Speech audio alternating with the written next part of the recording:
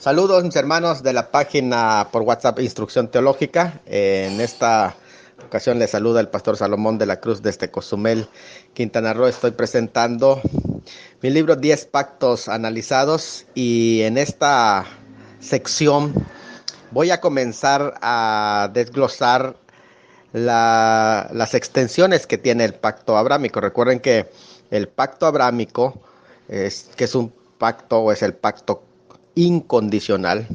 Se subdivide por otros y se extiende o se amplía por otros tres subpactos igual de naturaleza incondicional. El pacto abrámico tiene tres principales promesas, ya que contiene la promesa de la tierra prometida, del rey prometido y de la salvación prometida. Sobre la tierra prometida se amplía a través del pacto deuteronómico o llamado pacto israelí. Sobre el rey prometido se amplía en el pacto davídico y la salvación prometida, ese aspecto se amplía en lo que se le conoce como el nuevo pacto. En esta ocasión voy a presentar los dos aspectos primeros, que son la tierra prometida que se amplía en el pacto deuteronómico y el rey prometido que se amplía en el pacto davídico. En una posterior participación voy a presentar la salvación prometida hablando específicamente del nuevo pacto. Así que, bueno, pues comenzamos con el pacto deuteronómico y le seguimos con el pacto davídico en esta participación. Entonces vamos a lo que es el pacto israelí o deuteronómico. ¿Y cómo se entiende este pacto israelí o deuteronómico?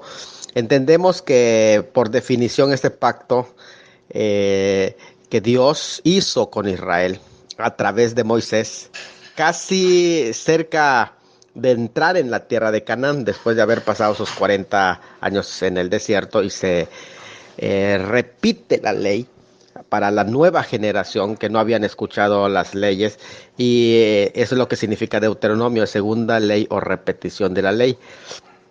Tiene conexión con la posesión final de la tierra por parte de Israel, por eso es que se da previo, antes, para entrar a poseer la tierra.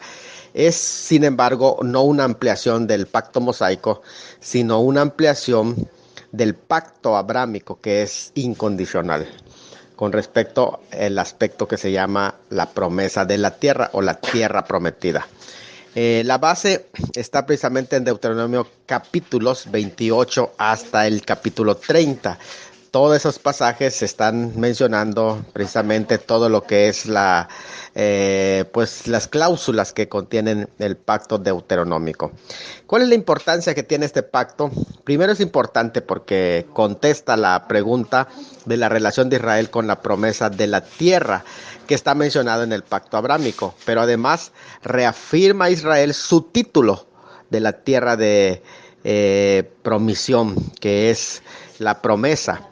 Además, es una ampliación del pacto abrámico original. En ese sentido, no es del pacto condicional mosaico. ¿Cuál es la naturaleza de este pacto que es deuteronómico? Primero, es un pacto eterno. Ezequiel 16:60. Es literal, porque habla de promesas halladas en este pacto que se han cumplido incluso literalmente. Por ejemplo, Israel ha experimentado lo que menciona en ese pasaje, dispersiones. Se habla en ese mismo pasaje de restauraciones de Israel, juicios de sus enemigos, y todo eso ha sido en forma literal. Pero también es condicional en parte, que Dios tiene algunas cláusulas que sí son condicionales, pero solamente en forma parcial. Dice que ha de bendecir a Israel si éste permanece fiel, pero le maldeciría si le vuelve la espalda. Israel debe arrepentirse para que Dios le dé su tierra. Esa es parte de la condición. Y esa condición, Dios ha visto que Israel lo ha previsto, que lo cumpla en su venida. Deuteronomio 31 al 10, Isaías 66, 19 al 20, y Zacarías 12, 10 al 14, y Zacarías 13, 6. Pero a la vez, no solamente es parcialmente condicional, sino que es incondicional en los últimos resultados. ¿Por qué? Porque al final de cuentas, todos los aspectos escatológicos que contiene ese pacto, que ahí se menciona, por ejemplo, Deuteronomio 30, 1 al 7 y 30, 17 al 19. El único elemento condicional que aquí aparece es el elemento tiempo. Es decir, es como cuando se le dice a su hijo, sí, todavía, espérate un momento, espérate un rato más. Entonces es un momento de espera. El programa es cierto, pero el tiempo en que se cumplirá va a depender de cierto de la conversión de la nación. Y es incondicional porque es una ampliación de un pacto incondicional que es el pacto abrámico. Este pacto, ¿en qué ocasión fue dado? Bueno, cuando Israel estaba en Moab, antes de pasar el Jordán y ocupar la tierra, fue dado. Fue cuando Moisés, quien ya de 120 años, recuerden, esa es su última etapa de ministerio y de vida, porque la vida de Moisés se divide en tres grandes secciones, 40, 40 y 40. 40 años primero en el palacio de Egipto, luego 40 años en Madián, y después en estos 40 años de desarrollo de su ministerio, ya estaba en los 120, y estaba repitiéndoles la ley. Les da ahora, mientras él repetía esa ley, en medio de la repetición de la ley, le amplía este pacto, les entrega este pacto que es el pacto deuteronómico. Entonces es importante que se sepa esto, ¿verdad? Las provisiones que contiene, primero es lo que contiene ese pacto, es que Israel sería arrancada de la tierra por infidelidad. Así lo dice Deuteronomio 28, 63, 68 y Deuteronomio 31 al 3. Israel se arrepentiría en un futuro. Eso así se prevé en el pacto, Deuteronomio 28, 63, 68 y Deuteronomio 31 al 3. Pero también Israel volvería a su tierra, según Deuteronomio 33 al 6. Israel se convertiría a Dios como nación, Deuteronomio 34 al 8, Romanos 11, 20 al 27, Oseas 2, 14 al 23 y Ezequiel 11, 10 al 11. Pero finalmente Israel vería el juicio de sus enemigos según Deuteronomio 37, pero Israel al final recibiría plena bendición. Entonces ahí en la tierra, Deuteronomio 39. Vamos a ver algunas preguntas que necesariamente salen a colación con este pacto. ¿Es este pacto parte del Sinaítico o se trata de otro pacto? Mire, sí forma parte de la confirmación renovada del pacto sinaítico, pero es un pacto distinto. De hecho, está prácticamente incluido aquí. Es un pacto añadido, o sea, se da la ley y se añade este pacto, pero es claramente visible por todas las formas de la cláusula que este no forma parte del pacto sinaítico, pero está anexado al pacto sinaítico. Y eso está expresado en Deuteronomio 29, 1, es un pacto añadido. Se ha cumplido ya este pacto deuteronómico. Bueno, las provisiones del pacto no se han cumplido y por lo tanto esa es la razón por la que se demanda un cumplimiento futuro o escatológico. Sin embargo, algunas partes del pacto, aunque ya se han cumplido en forma parcial, por ejemplo, que tienen una relación condicional, pero la final forma no ha dado cumplimiento. ¿Quién menciona este pacto en la Biblia? En el contenido de este pacto es un tema importante en la profecía de Ezequiel. Dios afirma su amor a Israel en su infancia, según Ezequiel 16, 17.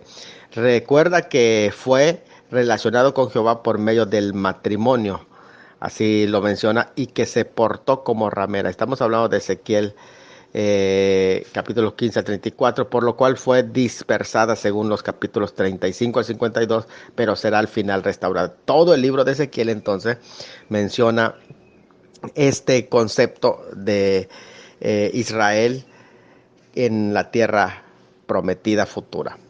Ahora, ¿qué implicación escatológica tiene? Mira, interesante porque el arrepentimiento futuro de Israel aquí está previsto, ya lo vimos en Deuteronomio 31 al 2 y Ezequiel 36, 26 al 28. También se habla en ese mismo pacto del regreso del Señor, Deuteronomio 33, Amós 9, 9 al 14. Y que se relaciona y lo mencionan en Hechos 15, 14 al 17. Pero también se habla de la restauración de la tierra según Deuteronomio 35, Isaías 11, 11 al 12, Jeremías 23, 3 al 8 y Ezequiel 37, 21 al 25.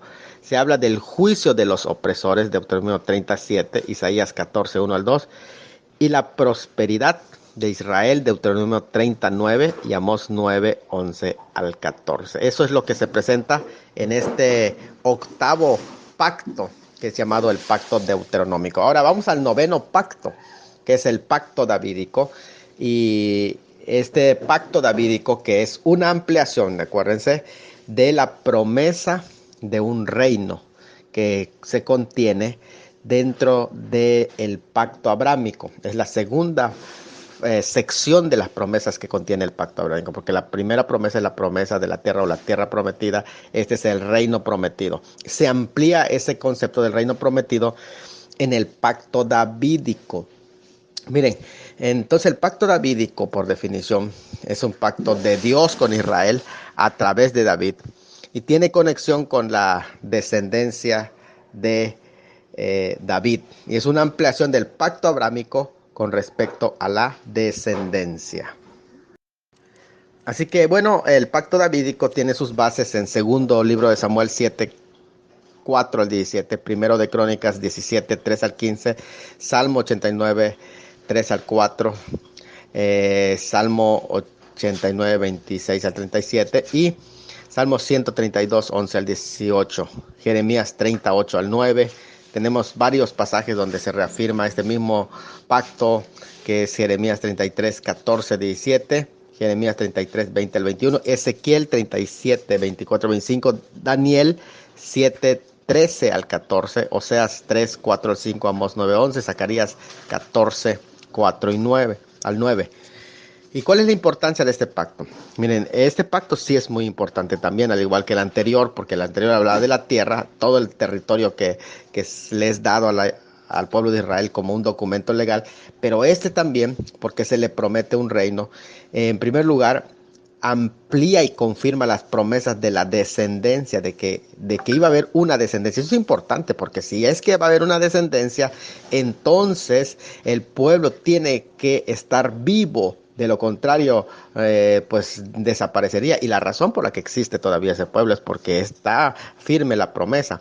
Confirma las promesas de la descendencia, segundo de Samuel 7, 12 al 16, y el Salmo 89, 3, 4, Jeremías 33, 22 y Jeremías 23, 5 al 6. Además, lleva inherente muchos puntos cruciales de escatología, sobre todo las promesas de un trono, un reino y un rey. Vuelvo a reiterar esta expresión porque es muy importante cuando hablamos de un trono, un reino y un rey. Eso es importante que nosotros lo tomemos en cuenta, porque es parte del contenido de este pacto, que es de naturaleza, en primer lugar, condicional respecto a cada rey individual. ¿Cómo es esto? Realmente sí tiene ciertas condiciones, pero son de tipo individual. Siempre las condiciones en los pactos incondicionales son para las personas en forma individual. Por ejemplo, usted lo puede ver en segundo de Samuel 7:17. Hay elementos condicionales, pero no es en general en forma corporativa.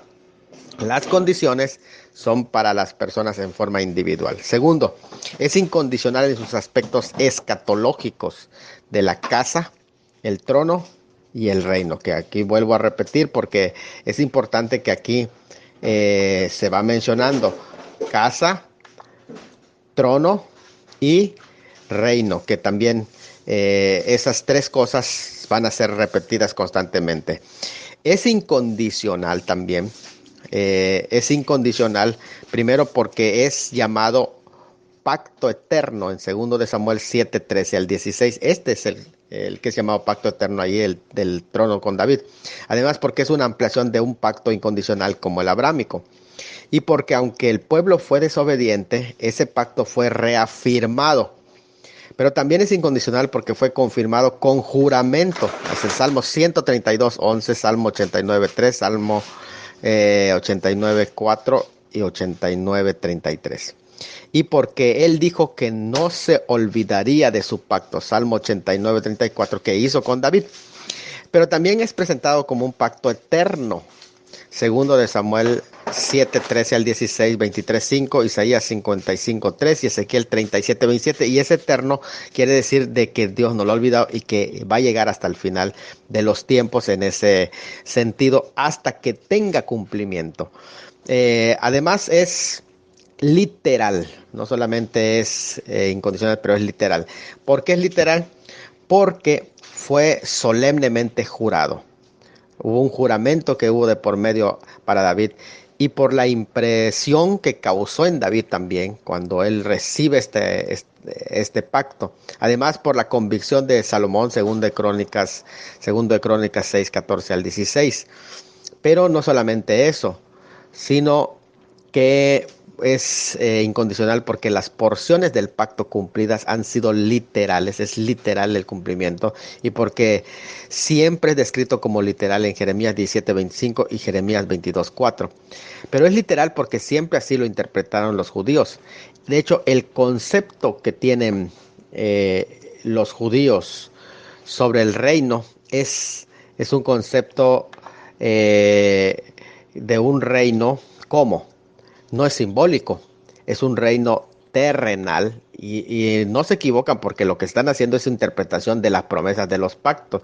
Es un reino nacional, es un reino mesiánico, desde luego que es un reino moral, pero también un reino político. Vuelvo a reiterar, el reino que se presentan en los pactos es un reino terrenal, nacional, judío, mesiánico, que estará el Mesías, moral, que sí también va a tener elementos de conducta, pero político también.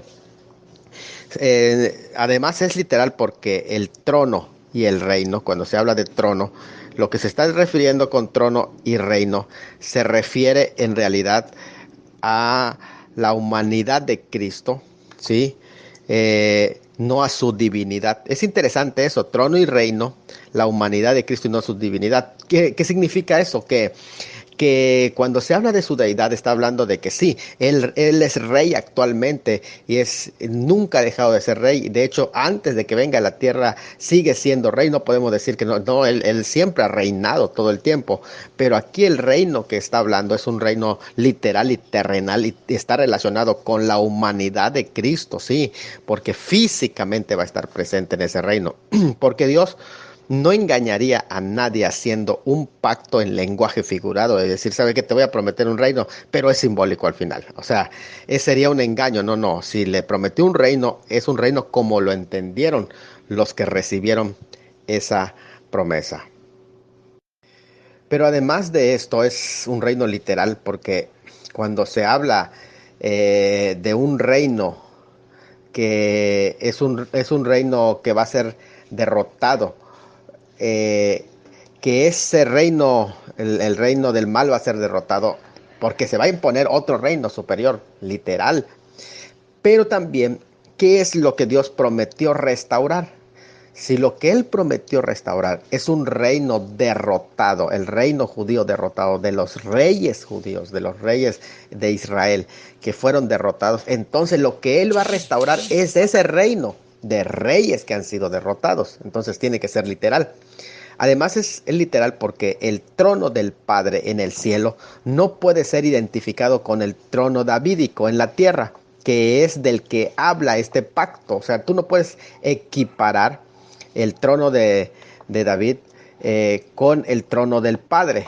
No está en juego el trono del Padre, se está hablando del trono de David en la tierra, que es al que se refiere este pacto. Cristo está sentado en el trono de Dios, pero no es el trono de David. Eso hay que aclararlo porque entonces sería una forma de no entender el cumplimiento de ese pacto. Ahora, el Nuevo Testamento también, y eso es importante porque decimos que todo esto es literal, es un trono literal, porque en el Nuevo Testamento siempre se habla de un reino terrenal. Tú lees Mateo 3:2, el reino de los cielos se ha acercado, el reino de Dios, Mateo 4:17, Mateo 16, 5 al 7, Lucas 10, 1 al 12, Mateo 13, todo el libro de Mateo 13. Mateo 25, 1 al 13, Mateo 25, 31 al 46, siempre se está refiriendo a un reino literal terrenal. Además, otra de las cosas, porque sabemos que es literal, es que este pacto es mencionado por Gabriel como un pacto literal en Lucas 1:31 a 33, cuando dice que se sentará en el trono de David. O sea, volvemos a decir, hablando literalmente, este pacto fue discutido por la iglesia primitiva como algo literal en Hechos 15, 14 al 17. Ellos entendían que el tabernáculo caído de David es toda la nación de Israel en contraste con las naciones gentiles. Más específicamente se trataba de un reino teocrático. Y por primera vez en ese pasaje se dice que con la venida de Cristo, su primer venida de Cristo, Dios visitó a los gentiles tomando un pueblo para su nombre, es decir, que de los mismos gentiles conversos y se formó la iglesia. Luego de eso dice, el Señor dice, volveré, después de que haya tomado ese pueblo, que actualmente lo está tomando, luego de eso volveré. Y como resultado de esta segunda venida, el tabernáculo de David caído, que es el reino, será restablecido como fue establecido en el pacto davídico para Israel. Entonces serán las bendiciones terrenales y nacionales impartidas, como lo menciona Amós 9:11. Después del establecimiento del reino, entonces durante el milenio, el resto de los gentiles buscará al Señor. Eso lo dice Isaías 2:2, Isaías 11:10, Isaías 45, Isaías 66:23. Cuando hablan de los gentiles, va a ser precisamente en la restauración del reino terrenal milenial y teocrático, mesiánico. Bueno, ¿en qué ocasión fue dado? Fue dado cuando David, ya viejo, estando en reposo de sus enemigos, intenta edificar la casa del Señor. Entonces Dios hace la presentación de este pacto davídico, donde le promete un reino que iba a ser por siempre. Además, esas provisiones que incluían, las provisiones era que David habría de tener un hijo sucesor en su trono. Note bien esto. Dos, eh, de alguna manera su hijo construiría el templo. Eso también es importante dentro de ese pacto. Pero en tercero, su trono se establecería para siempre. No se lo quitará debido al pecado. El pecado será castigado, pero su trono no será quitado. La casa, el trono y el reino, y vuelvo a reiterar esos mismos conceptos que aquí ya habíamos mencionado antes, pero es interesante porque lo quiero reenfatizar para que lo sepamos. La casa, el trono y el reino de David se establecerían para siempre. Entonces, ¿cuáles son las palabras claves en este pacto davídico? Aquí aparecen, que son casa, trono y reino. Vamos pues a verlo en el próximo audio. Sí, bueno, entonces la casa a la que se refiere el contenido del pacto es la familia. Cuando se habla de casa, está hablando de la familia, la posteridad o descendientes físicos de David. Ahora, eso es importante, porque aquí estamos hablando de una estirpe, de un linaje, con el cual hizo Dios pacto. A menos que Dios sea mentiroso o que le haya hablado simbólicamente, pero David nunca se percató de eso. Ellos, su casa, no serían muertos todos y siempre serán descendencia real, la casa de David. También le prometió un trono, que es autoridad real. Esa autoridad real habla de una línea de soberanos y supremos con derecho de gobierno, es decir, con linaje real. Eso es importante que se sepa. Pero también se le promete un reino. Aquí cuando se habla de reino es una política davídica para siempre. Eso es importante que sepamos cuando se habla del reino. Es una política davídica para siempre. O sea, ellos iban a estar como gobierno. El gobierno pertenecerá a la familia de David sobre el pueblo de Israel. Eso es importante también. Vamos ahora a dejar algunas preguntas rápidamente de este pacto davídico o pacto por medio de David. ¿Es mencionado este pacto en el Nuevo Testamento? Claro, fue confirmado a María. Quiere decir que todavía está en vigencia, o sea, sigue vivo ese pacto. ¿Por qué? Porque se lo confirman a María en Lucas 1:31-33 y Hechos 2:29-32, así como 15:14-47. ¿Y cómo interpreta que esto es importante también, ¿verdad? Cómo interpreta el amilenialista el hecho de este pacto. ¿Cómo lo interpreta? Bueno, para el amilenialista, que aboga por un pacto condicional y un cumplimiento espiritualizado, el trono por el cual está sentado Cristo, para ellos, y recuerden que todo lo espiritualizan, es la diestra del Padre y es el trono del pacto. La casa de la fe es la casa del pacto y la iglesia es el reino de ese pacto. Entonces es interesante cómo, aunque tiene los elementos, pero todo lo espiritualiza. O sea, para el milenialista, entonces Cristo está sentado en el trono del Padre. La casa es la fe del pacto y la iglesia es el reino del pacto. Bueno, ahí está hablando de una especie de reemplazo también, claro. Cree que todos los aspectos temporales del pacto de la milenialista sí han sido cumplidos en Salomón y que los aspectos eternos se cumplen por el presente reinado de Cristo sobre la iglesia. Entonces, quien ha reemplazado prácticamente a Israel, aunque no cree en una teología de reemplazo, pero así lo hace ver su enseñanza. Hacen de la iglesia la descendencia y el reino prometido en el pacto. O sea, el reino viene a ser celestial, no terrenal. El gobierno davídico solo es un tipo del reinado de Cristo. Así es como lo presentan tipológicamente. Entonces, prácticamente el Señor no fue sincero con David al hablar de algo literal, sino que le estaba hablando de algo espiritual. Bueno, en ese concepto que es el amilenialismo. Otra pregunta, ¿cómo se relaciona Cristo con este pacto? Aunque desde la caída de Jerusalén por Nabucodonosor no ha habido reyes, sin embargo, desde el día en que fue establecido con juramento este pacto, así lo dice Hechos 3:30, hasta el nacimiento de Cristo, no faltó hijo que se sentare en el trono. O sea, aunque no se sentó, pero no faltó.